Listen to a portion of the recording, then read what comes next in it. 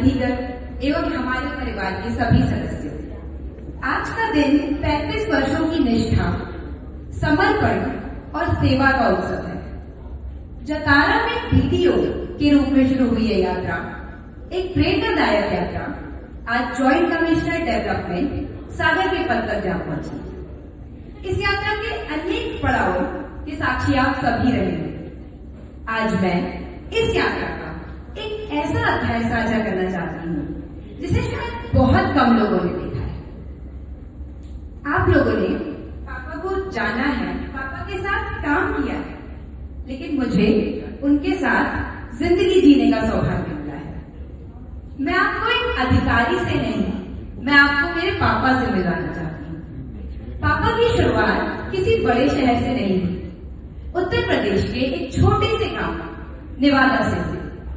एक साधारण परिवार, बड़े सपने और उससे भी बड़ी मेहनत। उन्होंने एमपीपीएससी उत्तीर्ण की और फिर पूरे 35 वर्षों तक पूरी निष्ठा के साथ मध्य प्रदेश शासन की सेवा की। लेकिन अगर आप मुझसे पूछें कि उनकी सबसे बड़ी पहचान क्या है, तो मेरा जवाब उनका डेजिग्नेशन नहीं, मेरा जवाब ये होगा कि उनकी सबसे बड़ी पहचान ये है कि उन्होंने कभी भी सीखना और बदलना नहीं छोड़ा।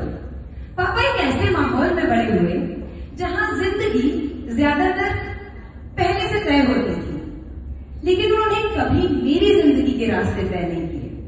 उन्होंने मुझे चुनने दिया।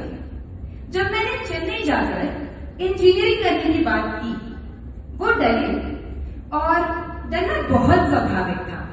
2014 में मेरे परिवार से कोई भी इतना दूर पढ़ने नहीं गया था, लेकिन उन्होंने अपने डर को मेरे सपनों से बड़ा होने नहीं दिया। फिर मैंने एमबीए करने का फैसला किया। मैंने सोलो ट्रैवलिंग भी काफी की और इनमें से कोई भी बात उनके लिए आसान नहीं थी। वो हर बात तुरंत हाँ नहीं करते थे। वो सवाल पूछते थे, समझते थे, सीखते थे और फिर पूरे विश्वास के साथ मेरा साथ देते थे। उन्होंने कभी मुझसे ये नहीं कहा कि तुम्हें यही करना है। उन्होंने सिर्फ एक बात कही, जो भी करो बेस्ट करो। और मैं उनकी बड़ी बेटी हूँ, मतलब उनका पहला प्रोजेक्ट, और शायद इसलिए थोड़ी स्पॉइल भी हुई।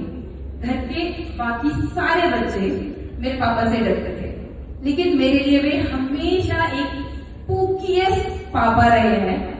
वो हमेशा, दुनिया ने उनका अनुशासन देखा है, मैंने उनमें एक ऐसा पिता देखा जो कम बोलते थे, लेकिन हर बार चुपचाप मेरे पीछे खड़े रहते थे। एग्जाम से पहले अगर मेहनत कम होती थी तो डांट जरूर पड़ती थी, लेकिन रिजल्ट आने के बाद, कम मार्क्स आने पर भी उन्होंने कभी कुछ नहीं कहा, क्योंकि उनका मानना था मेहनत हमारे हाथ में है, नतीजे नहीं। और जब भी जिंदगी के हिसाब से, और जैसे जिंदगी मेरे हिसाब से नहीं चलती, तो ये बात हमेशा मुझे संभालने जाती है। एक बात मुझे बहुत बाद में समझ आई। जब मैं करीब 8वीं कक्षा में थी, उस टाइम समर वेकेशंस पे मम्मा ने मुझे कहा, किचन में कुछ सीखो, तुम्हारे फ्रेंड्स किचन में अब रोटी बनाना सीख रहे हैं, सब्जी बनाना सीख रहे हैं। तो मैंने पापा को देखा कि पापा कभी नहीं चाहते थे कि मैं अपना ज्यादा समय किचन में व्यतीत करूं। तो उस समय लगता था पापा चाहते हैं कि मैं सिर्फ पढ़ाई करती रहूं, लेकिन अब समझ में आता है वो मुझे किचन से नहीं, वो मुझे सीमित सोच से दूर रखना चाहते थे।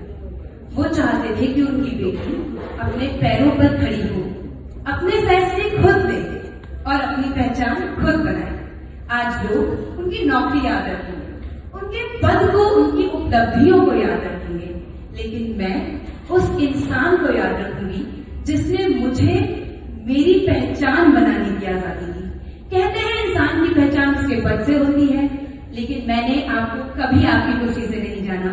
मैंने आपको जाना है उस हाथ से जिसने पहली बार मुझे चलना सिखाया, जिसने मुझे उड़ना सिखाया, जिसकी उस मुस्कान में जो हर बात मुझे कहती थी, जो करो बेस्ट करो। और आज लोग आपकी नौकरी को सलाम करेंगे और मैं उस इंसान को सलाम करती हूँ जिसे मुझे मेरी पहचान बनाने की आजादी दी। थैंक यू पापा, मुझे मेरी तरह बनने देने के लिए। I love you